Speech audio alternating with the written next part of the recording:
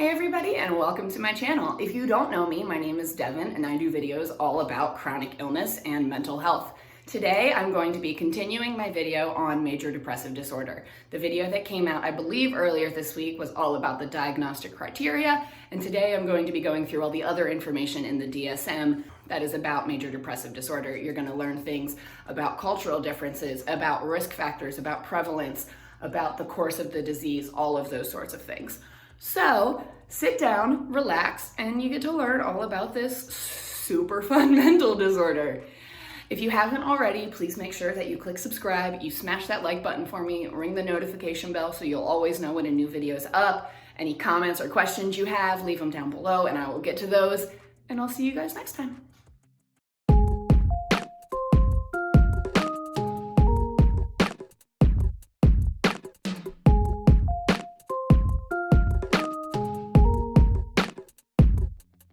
The essential feature of a major depressive episode is a period of at least 2 weeks during which there is either depressed mood or the loss of interest or pleasure in nearly all activities, which is one of the very first things I explained to you. You need to have either depressed mood or loss of interest for a period of 2 weeks in order to be diagnosed with this condition.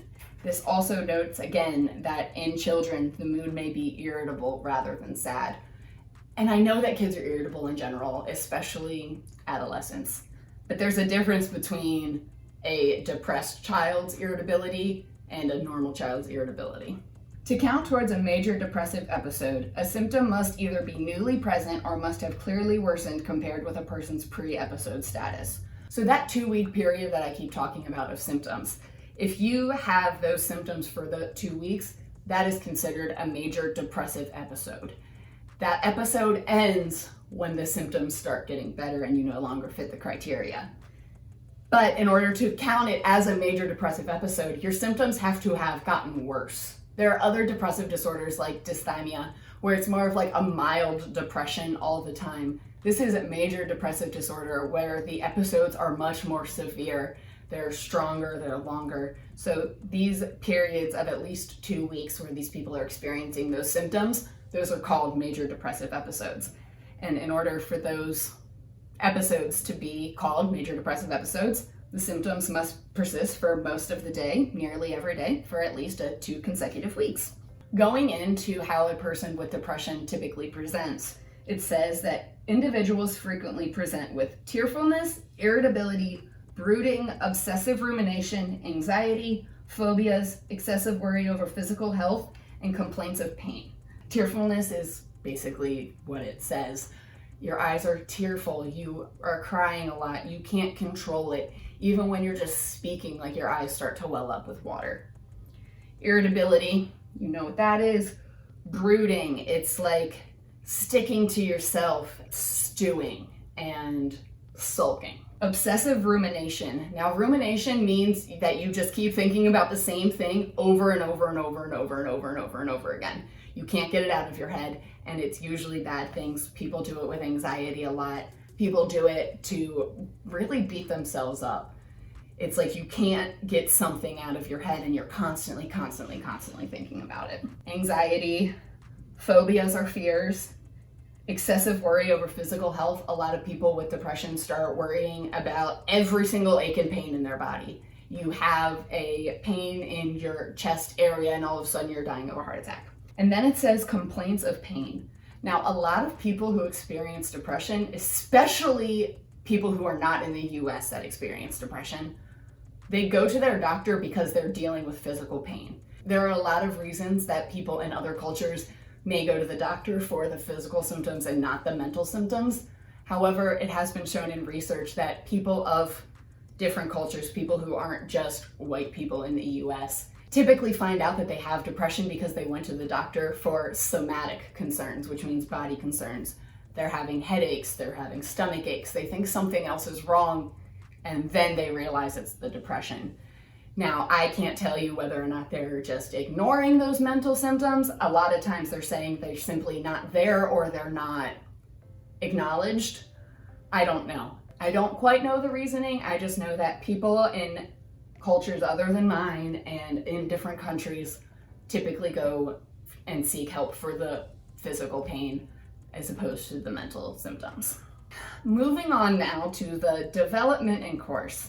It says right here that you can get major depressive disorder really at any age, but the likelihood of onset increases markedly with puberty. That means that once you hit puberty, your chances of getting major depression goes way up. And that makes sense to me. Your hormones are raging. Puberty just wasn't a great time in general. There's a lot of pressure put on you. So it has been seen that once people hit puberty, their chances of dealing with depression are much higher. The course of major depressive disorder is quite variable, such that some individuals rarely, if ever, experience remission, while others experience many years with few or no symptoms between episodes. So that means that some people with major depression deal with it almost all the time and have very few times of remission or periods of little to no symptoms. In here, they define remission as a period of 2 or more months with no symptoms or only 1 or 2 symptoms to no more than a mild degree. So people with major depressive disorder, they could experience this all day, every day for the majority of their life with few breaks, or it could be the opposite. They could deal with one major depressive episode and not have another one for 20 years.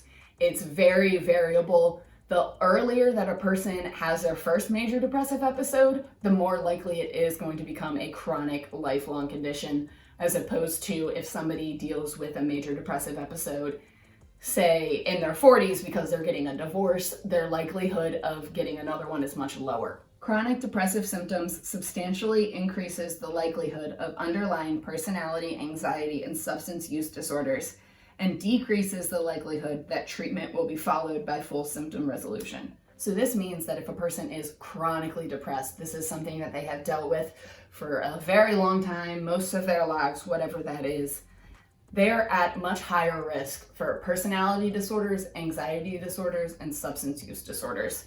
And they're also at a much lower chance of actually resolving their symptoms and not having to deal with the depression anymore. Most mental disorders seem to go this way, in the sense that the longer you deal with the disorder, the less likely it is to just go away. If you deal with a mental illness episode and that's the only episode you have, then you can usually go back to functioning at your previous level, non-mentally ill level. You can just go about your life as normal. But the longer you deal with these mental health issues, the more your brain almost wires itself to be mentally ill, and then it gets harder to get out of. The DSM separates risk factors for all of the different mental disorders into 3 categories. We have temperamental, which is who you are, your temperament, your personality, just who you are as a being. The second group is environmental, and in the nature versus nurture debate, this is the nurture part. It's everybody around you. It's the area you grew up in, your family, your friends, the physical space that you live in, all of those things. Those are environmental factors. And then we have genetic and physiological factors, and that is the other side of the debate. It's the nature side. It's what is physically going on in my body, your genes, your DNA, your organs, your cells, all of those types of risk factors. So you have your behaviors or your personality factors, which is your temperamental factors. You have your things that are going on around you, all of the people, those are your environmental factors. And then you have your genetic and physiological factors, which is the physical makeup of your body. For the temperamental risk factors, it states neuroticism, which is negative affectivity. Affect in psychology just means emotions. So a person who is neurotic has a lot of negative emotions. They tend to go more negative in their emotions than positive. They spend more time in the angry, anxious, sad than in the happy, joyful, excited. So neuroticism is a well-established risk factor for the onset of major depressive disorder, and high levels appear to render individuals more likely to develop depressive episodes in response to stressful life events. So this means that a person who has a lot of negative emotions has a higher chance of developing major depressive disorder. But not only that, those people, and when I say those people, obviously it's myself included, but people who kind of live in the negative emotion world are more likely to develop a depressive episode in response to a death or a divorce or any sort of like major life stressful event, you're more likely to deal with depression as opposed to a person who lives in the more like positive end of the spectrum of emotions, and they might have a little bit of an easier time dealing with those stressors. Moving on to the environmental risk factors, it states adverse childhood experiences, particularly when there are multiple experiences of diverse types, constitute a set of potential risk factors for major depressive disorder. That means that if a person has a lot of bad traumatic experiences in childhood, they're more likely to get this disorder. But it's not only that they deal with like the same bad traumatic experience, they have a lot of bad and traumatic experiences, lots of different traumas in their life. So a person in their childhood who goes through a lot and goes through a lot of different things is at a much higher risk for developing major depressive disorder than a person who had a more calm and happy childhood. It then goes on to state that stressful life events are well recognized as precipitants of major depressive episodes, which means that it is quite often that a major stressful life event causes a depressive episode to happen. There's a lot of other stuff. It's not necessarily like you get divorced, you get depressed. But a lot of times it's almost like that is a switch in the person's head. It's like that major stressful life event then triggers the depression. So it is very common for a person to go through a major stressful life event and then to deal with depression right afterwards. But then it says, but the presence or absence of adverse life events near the onset of episodes does not appear to provide a useful guide to prognosis or treatment selection. So that means that whether or not a major life event happened before your depressive episode, you still treat it the same. You still treat the major depressive episode the same way you would, well, maybe not exactly the same way, but just because a person has gone through a stressful life event doesn't mean that you automatically give them a different treatment for depression than somebody who did not just go through that as well. Just because these events can be precipitating to the major depressive episode doesn't mean that those events then like guide treatment or how well the person's going to respond to treatment. And the last group of risk factors, genetic and physiological. First degree family members of individuals with major depressive disorder have a risk for major depressive disorder 2 to 4-fold higher than that of the general population. So that means if an immediate family member, a brother, a sister, a parent, a child, has major depressive disorder, you are 2 to 4 times more likely to get that as well. Relative risks appear to be higher for early onset and recurrent forms. That means that if your parent had one major depressive episode 20 years ago because their parents died or something along those lines, you're less likely to experience it. However, if your parent has dealt with lifelong chronic depression, you're more likely to experience it. Interestingly enough, it also states that the personality trait neuroticism accounts for a substantial portion of the genetic inheritability of this disease, which is about 40%. That means that out of the 100% chance of you getting major depression, 40% of that is based on your genes. And a lot of that 40% can be tied to neuroticism, which is something that is quite often passed down. I know I mentioned this earlier, but I highlighted it, so I wanted to make sure that I read it, so that way people are seeing where I'm getting my information from. And this is in regards to culture-related diagnostic issues. And this states that clinicians should be aware that in most countries, the majority of cases of depression go unrecognized in primary care settings, and that in many cultures, somatic symptoms are very likely to constitute the presenting complaint. And that says that in most cultures, everywhere, depression is underdiagnosed, but that in many cultures, somatic symptoms, those physical symptoms, are likely the reason that they're going to the doctor in the first place. They're not going to the doctor because they feel depressed and don't have interest in activities. They're going to doctors because their head hurts and their stomach hurts all the time. As a future mental health professional, I think it's really important to look at the cultural differences in all of these different disorders. I mean, I don't plan on only working with white people, so it's really important that I understand that these disorders vary across cultures. All of these disorders, they present differently. There's different symptoms. There's even some disorders that occur in certain cultures but don't occur in others. So I really try to focus on the cultural differences, because if I want to be able to help people, I need to know them. If somebody comes into my office and only complains of physical symptoms, I need to understand that that could be tied to depression, because if I don't, then I'm not going to be able to help them. And that's what the DSM has to say about major depressive disorder.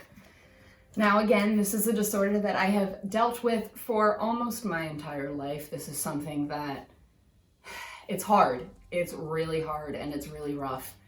And especially right now in the pandemic, a lot of people are feeling feelings for the first time. These feelings of depression and guilt and shame that they've never felt before. And I just want you guys to know that you're not alone. You're not alone in this. I'm dealing with it too. I know most people around me are dealing with it. And not only are you not alone, but there are ways to help. There are ways to treat it. And if you're feeling this way, it's not because you suck, you're a terrible person and everybody hates you. It's because you're dealing with a mental disorder and you need to go and get help. I highly, highly recommend that if what I said today resonates with you, that you reach out to either a local mental health professional or talk to your primary care doctor and try to get help that way. Because major depressive disorder sucks. I'm probably going to say that about all of these disorders because they're not fun. Mental disorders aren't a good time, but there are ways through them. There's ways to kind of get through all of this darkness, and I promise you, it gets better. I promise you that. It gets better.